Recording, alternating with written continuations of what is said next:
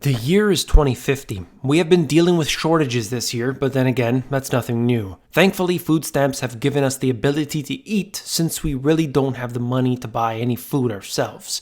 You see, robots took my job at the factory about 12 years ago, and I couldn't find a job since. I applied everywhere, I did interviews, but the robots always seem to win. They're cheaper, and they never have to sleep. I was working double shifts 7 days a week, but they work a triple. I couldn't compete. But it wasn't until they let AI run wild that jobs were really taken out. The pace accelerated so quickly that nobody had any way to keep up. I can't remember the last time I had to deal with a human being to do my banking, shopping, restaurants, or anything. It's like a ghost town in some ways. Unemployment is at minus 3%. So the economy must be strong, so I guess it will turn around for me soon.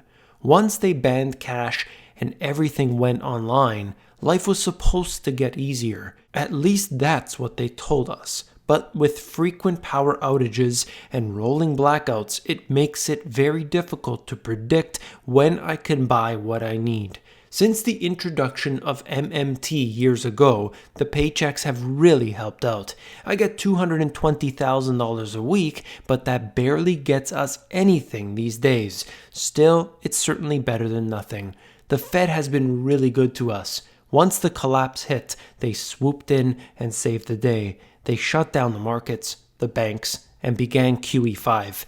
They bought the debt, real estate, stocks, bonds, everything. They've become the primary owner of most assets, which is so great because they can do it and inflation hasn't gone above 2% yet, they said.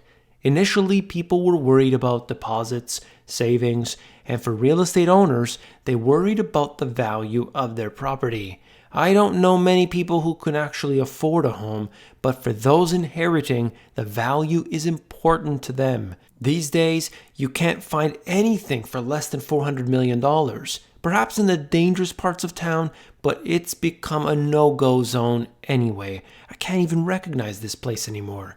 The good news is that we have free Medcare. It's all part of our new tax payment system. You just take a number at the hospital and wait for your turn. Usually the wait times are less than 36 hours, but you never know. The important point is that it's all free, thank goodness. It's tough these days. Once the pensions went bankrupt, we were all out of luck. Food stamps can only take you so far. The protests, the strikes, the chaos, it only made matters worse.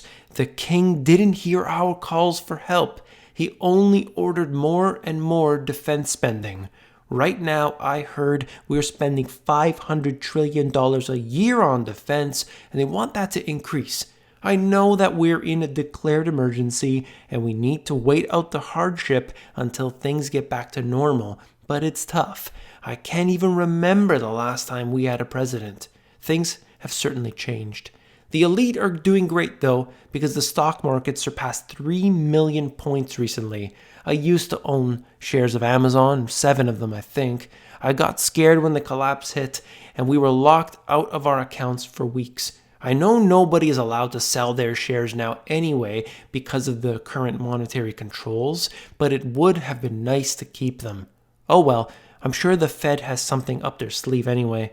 Also, I heard a trade deal with China is supposed to go through before the end of the year, and it's supposed to boost our economy greatly. I'm just wondering when the jobs are coming back. Your Highness, the King, can you hear me? Will you save us?